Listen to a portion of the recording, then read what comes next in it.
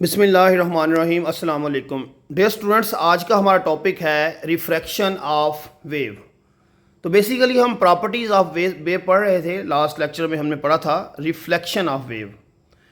तो रिफ्लेक्शन में क्या हुआ था, आपको याद होगा कि एक वेव आई थी और वेव आके किसी और मीडियम की सरफेस के साथ टकराई और टकरा के वहाँ से वापस चली गई। तो इस तरह से वेव का आना और किसी दूसरे मीडियम की सरफेस के साथ टकराने के बाद स्ट्राइक करेगी और बाउंस बैक हो जाएगी, या हम कहते हैं टर्न बैक हो जाएगी वापस उसी मीडियम में। तो वो था रिफ्लेक्शन। अब हम पढ़ेंगे रिफ्रैक्शन। तो हमने इस लेक्चर में देखना है कि रिफ्रैक्शन ऑफ वेव किस तरह से होती है। तो देखें जी, सबसे पहले इसकी डेफिनेशन देख लेते हैं। रिफ्लेक्शन में क्या होता है, when a wave passes from one medium into another medium. तो अब इसमें क्या हो रहा है कि वेव एक मीडियम में पास हो रही है, यानी कि एक मीडियम में ट्रैवल कर रही है, और उसके सामने दूसरा मीडियम आ जाता है तो वो दूसरे मीडियम में इंटर हो जाती है। अब इसमें वापस जाने वाला सीन नहीं है, अगर वापस चली गई तो वो होगी रिफ्लेक्शन।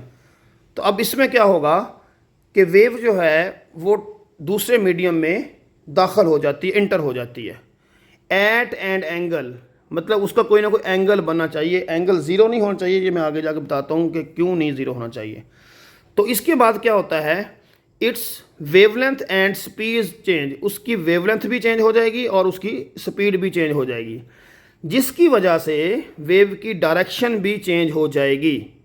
तो इस प्रोसेस को हम कहेंगे रिफ्रैक्शन। मतलब ये कि वेव आ रही है और इसके सामने अब मीडियम चेंज हो गया। यहाँ पे सपोज करें M1 ये है, M2 ये है।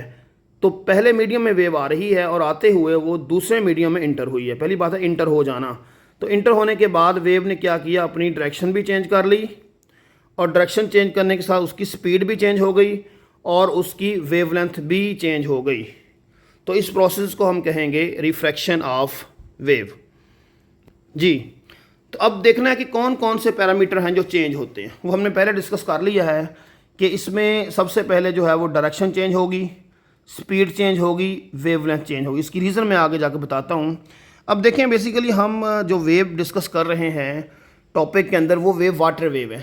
वैसे तो सभी वेव्स में ये प्रोसेस होता है, लेकिन वाटर वेव को हम फ़िलहाल डिस्कस कर रहे हैं। तो वाटर में क्या हो सकता है, अब वाटर के साथ अगर हम कोई और मीडियम लें तो वैसे तो मीडियम रखना पॉसिबल नहीं है, क्योंकि वाटर की वेव किसी और मीडियम में तो इंटर नहीं हो सकती। ठीक है, अगर हो जाए सपोज करें फॉर्म वगैरह हमने रख दी है तो फिर हम उसको डिस्कस नहीं कर सकेंगे, स्टडी नहीं कर सकेंगे। तो हमने क्या करना है, हमने मीडियम ऐसे चेंज करना है कि हम वाटर की सरफेस का लेवल चेंज करेंगे। मतलब कुछ पानी का कुछ हिस्सा जो है वो डीप होगा, कुछ हिस्सा जो होगा वो शालो होगा। अब सपोज करेंगे ये रिपल टैंक है, तो रिपल टैंक में हमने आगे इस जगह पे सपोज करें कि हमने कोई ब्लॉक रख दिया है किसी भी मटेरियल का बना हुआ जो डिप हो जाए पानी में। तो अब यहाँ पे वेव आ रही है, ये वाटर वेव है, ठीक है। तो आगे जाके ये जो हिस्सा होगा, इतने पोर्शन को फिर हम कहेंगे ये वाला पानी क्या हो गया, ये शालो हो गया, कम गहरा पानी। और ये वाटर कौन सा है, ये डीप है, क्योंकि इसकी डेप्थ ज़्यादा है और उसके नीचे हमने ब्लॉक रख के उसको कम गहरा कर दिया। तो फिर हम ये समझेंगे कि हमारे पास जो डीप वाटर है ये हमारे पास फर्स्ट मीडियम है, और जो शालो वाटर है वो हमारे पास सेकंड मीडियम है, M2 हो जाएगा ये वाला। तो या फिर हम शालो को फर्स्ट कह लें और डीप को सेकंड कह लें, ये हमारी मर्ज़ी। लेकिन फ़िलहाल डीप वाटर और शालो वाटर ये हमारे पास दो डिफरेंट मीडियम कंसिडर किए जाएंगे। तो अब हम देखते हैं कि अगर डीप से शालो में जाता है तो क्या होगा, और शालो से अगर डीप में वेव आएगी तो क्या होगा जी। तो स्टूडेंट, सबसे पहले हमने देखना है कि वेव जो है वो शालो वाटर से डीपर की तरफ जा रही है, यानी कि इसमें फर्स्ट मीडियम कौन सा है, कम गहरा पानी, शालो वाटर, और डीपर जो है वो सेकंड मीडियम है। तो इसमें क्या क्या होगा, सबसे पहले वेव जो है, देखें इतना तो पता है कि वेव ने बेंड होना, डायरेक्शन चेंज करनी है, और स्पीड भी चेंज होनी है इनके, और इसकी वेवलेंथ भी चेंज होनी है। अब बेंड किस तरफ होना है, वेव अपनी डायरेक्शन तो चेंज करेगी लेकिन किस तरफ करेगी ये देखेंगे हम। स्पीड कम होगी या ज़्यादा ये देखेंगे, और वेवलेंथ में क्या फ़र्क पड़ेगा, ये चीज़ें हम इसमें डिस्कस कर लेंगे। तो देखें, सबसे पहले हमारे पास जो है वो इधर डायग्राम के अंदर ये ग्रीन कलर में शालो वाटर दिखाया हुआ है और ब्लू कलर में डीप वाटर दिखाया हुआ है, ठीक है जी। तो अब ये नीचे इसकी बाउंड्री है। अब यहाँ पे मैंने डॉटर लाइन से इधर इसमें नॉर्मल लगा हुआ है। ये वैसे 90 पे नहीं बना, थोड़ी सी डायग्राम डिफरेंट है, लेकिन आगे जाके इसकी ज़रा समझ लेंगे अच्छे करके उसको नेक्स्ट डायग्राम में। तो अभी फ़िलहाल ये जो पैरामीटर चेंज होंगे उसको हम देख लेते हैं। तो आप नोट करें ज़रा कि ये वेव आ रही है शालो वाटर में, तो इसकी वेवलेंथ, ये जो वेव के दरमियान का जो डिस्टेंस है ये वेवलेंथ है। तो ये आ रही है जैसे ही ये ब्लू वाटर में दाखिल होती है। ब्लू वाटर कौन सा है? डीप। अब ऐसा नहीं कि पानी का रंग यहाँ पे नीला हो गया, ये सिर्फ डिफरेंस करने के लिए हमने कलर यहाँ पे ऐड किए हैं। तो अब जैसे ही ये वेव इधर इंटर हुई है तो क्या हुआ है कि इसने अपना जो एंगल है वो चेंज कर लिया है। ये नंबर एक तो इसकी डायरेक्शन चेंज हुई है। आप डायरेक्शन देख सकते हैं कि वेव थोड़ी सी इस तरफ को मुड़ गई है, यानी कि ये लेफ्ट तरफ की तरफ मुड़ी है। तो आप देखें कि ये जो एंगल है, ये वाला एंगल ऑफ इंसिडेंट आई होगा, और ये वाला एंगल जो है वो एंगल ऑफ रिफ्लेक्शन होगा। तो इसमें आप देख सकते हैं कि आर जो है वो बड़ा है किससे? आई से। R is greater than i, मतलब एंगल ऑफ रिफ्रैक्शन जो है वो इंक्रीज़ हो गया है एंगल ऑफ इंसिडेंट की निस्बत। तो ये क्यों हुआ, इसकी रीज़न भी आगे जाके समझते हैं। अच्छा, अब यहाँ पर देखें कि दूसरी चीज़ क्या हुई है, इंक्रीज द स्पीड इंक्रीज़ हुई है और वेवलेंथ इंक्रीज़ हुई है। देखें यहाँ पे नीचे आपको वेवलेंथ में डिफरेंस नज़र आएगा। वहाँ ये अब ज़रा पास है वेव के जो क्रॉस लाइनें, और ये थोड़ी दूर हो गई है यहाँ पे। तो इसका मतलब लैम्डा इंक्रीज़ हो गया। तो लैम्डा जब इंक्रीज़ हुआ तो इसका मतलब साथ स्पीड भी इंक्रीज़ होगी। अब इसकी रीज़न क्या है? रीज़न इसकी ये होती है कि देखिए शालो वाटर में पार्टिकल के ऊपर दबाव कम होता है, कम गहरा पानी है, पार्टिकल थोड़ा दूर होंगे, तो मैकेनिकल वेव है, स्पीड ऑटोमेटिकली कम होगी। लेकिन डीप वाटर में पार्टिकल करीब होंगे तो जिसकी वजह से स्पीड वहाँ पे तेज़ हो जाएगी। एक तो रीज़न ये है। दूसरी रीज़न ये है कि जो हमारे पास शालो वाटर होता है उसमें से वेव जब नीचे डीप की तरफ जाने लगती है तो डीप वाटर आगे रेजिस्ट करता है उसको, तो इसकी वजह से भी उसकी स्पीड शालो में कम होती है। लेकिन जब वही वेव जो है वो डीप में चली जाती है तो डीप वाटर के पार्टिकल वाइब्रेट करना शुरू कर देते हैं और वो फैल जाते हैं, जिसकी वजह से उसकी स्पीड बढ़ जाती है। तो ये तीन चीज़ें हो गई जी। पहली बात क्या है, बेंड हो गई नॉर्मल से अवे, नॉर्मल से दूर हट गई है।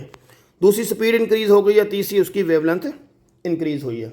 अभी डायरेक्शन क्यों चेंज हुई है मैं आपको आगे जाके बताता हूँ। तो नेक्स्ट देखें जी, अब हमने इसके रिवर्स करना है, देखना है कि अब अगर डीप से शालो में जाता है तो क्या होगा।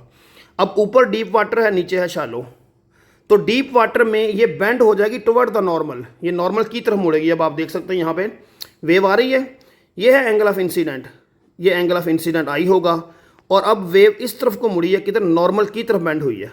ये आर, यानी कि ये जो लाइन लगी हुई है ये बेसिकली वेव की डायरेक्शन शो कर रही है। तो एंगल ऑफ इंसिडेंट जो है वो ज़्यादा है और एंगल ऑफ रिफ्रैक्शन जो है वो कम है। यहाँ पे ये उलट होगा, आई ग्रेटर देन आर। तो मतलब ये हुआ कि एंगल ऑफ रिफ्रैक्शन कम हो गया है। कम होने का मतलब क्या है कि वो नॉर्मल की तरफ वेव बेंड हुई है। ठीक है जी, आगे देखें इसको आप, इसकी स्पीड कम हो जाएगी। स्पीड कम क्यों हुई है आपको बता दिया। अब वाटर कौन सा है? शालो वाटर है। तो शालो वाटर में फिर जो है वो स्पीड कम होगी। स्पीड कम हुई मतलब वेवलेंथ भी उसकी क्या हो गई है? कम हो गई है। फैल नहीं सकेगी वेव दूर तक नहीं, तो इसकी वजह से उसकी स्पीड भी वहाँ पे कम और वेवलेंथ भी क्या हो जाएगी? कम। ये बात आपने याद रखनी है। अब लास्ट में हम ये समझते हैं, इन तीनों का कंपैरिजन करते हैं। सबसे पहले हमने एक चीज़ वहाँ पे देखी थी, हमने कहा था कि वेव इंटर होते हुए उसका जो एंगल है वो कोई ना कोई बनना चाहिए। मतलब ये कि आई की जो वैल्यू है वो 0 से बड़ी होनी चाहिए। आपको याद होगा हमने पीछे लिखा था एट एंड एंगल। तो रिफ्रैक्शन की कंडीशन ही है ये कि इसमें लाजमी तौर पर जो एंगल ऑफ इंसिडेंट है वो बड़ा होना चाहिए 0 से। ये कंडीशन है। अगर ऐसा ना हुआ तो वेव अपनी डायरेक्शन चेंज नहीं करेगी। स्पीड और वेवलेंथ तो चेंज कर लेगी लेकिन डायरेक्शन चेंज नहीं करेगी। यहाँ पे देखिएगा, ये पहले केस में क्या है, आई की वैल्यू क्या है? यहाँ पे 0 है। 0 कैसे? ये जो आपको ऑरेंज कलर नज़र आ रहा है ये नॉर्मल है, तो वेव उसी के अलॉन्ग आ रही है, तो एंगल ऑफ इंसिडेंट 0 है। तो आप देखें वेव बगैर मुड़े ही डीप वाटर में दाखिल हो गई है। लेकिन इन दोनों केसेस में, इसमें और इसमें, आप देख सकते हैं कि दोनों में वेव ने अपनी डायरेक्शन चेंज की है। अब सबसे इंपॉर्टेंट क्वेश्चन ये है कि डायरेक्शन 0 एंगल पे चेंज नहीं की, लेकिन जब एंगल कोई ना कोई बना तो फिर उसने डायरेक्शन चेंज की है। इसकी क्या रीज़न है? ये रीज़न समझे ज़रा। तो थोड़ा सा आपने कॉन्सेप्ट लेना है इसका। बेसिकली वेव का जो वेव फ्रंट होता है, ये लाइनें लगी हुई हैं, देखो ना, इसको हम कंसिडर कर लेते हैं ए, और इस साइड को हम कंसिडर कर लेते हैं बी। ठीक है, तो जब वेव 0 एंगल पे इंटर हुई तो ए और बी साइड्स जो है दोनों सेम टाइम में दूसरे मीडियम में इंटर होंगे और दोनों साइडों का की जो स्पीड कम या ज़्यादा होगी वो एक ही वक्त में होगी, इसलिए वेव की डायरेक्शन चेंज नहीं हुई। अभी आपको मैं समझाता हूँ कैसे। हम एग्जांपल लेते हैं, सपोज करो कि ये मेरे पास एक लाइन है, ठीक है। इस लाइन में एक पर्सन ने इधर से इसको पकड़ा हुआ, एक ने इधर से, दो लोग हैं जिन्होंने इसको एक स्टिक समझ लें उसको पकड़ा हुआ है, दोनों जा रहे हैं।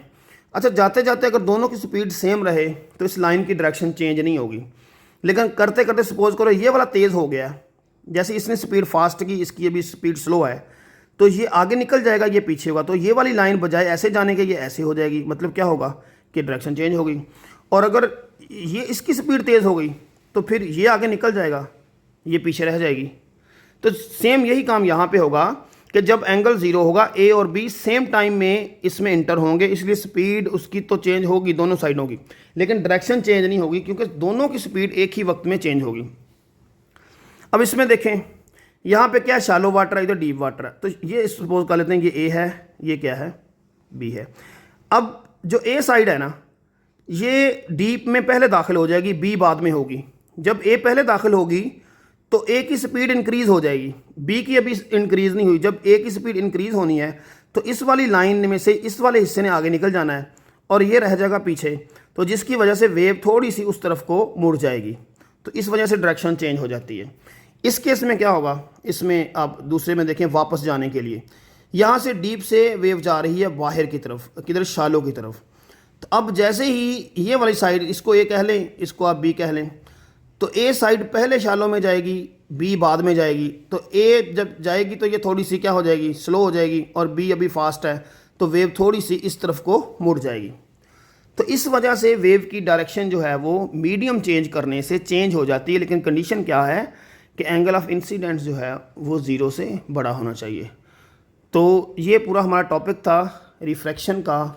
तो अब देख लें फाइनली एक दफ़ा कि अगर एक वेव एक मीडियम में जाते हुए दूसरे मीडियम में इंटर हो जाए किसी ख़ास एंगल पर, और वहाँ पे वो अपनी जो डायरेक्शन है और अपनी स्पीड है और अपनी वेवलेंथ जो है वो चेंज कर ले, तो हम ये कहेंगे कि इस प्रोसेस को हम रिफ्रैक्शन का नाम देंगे।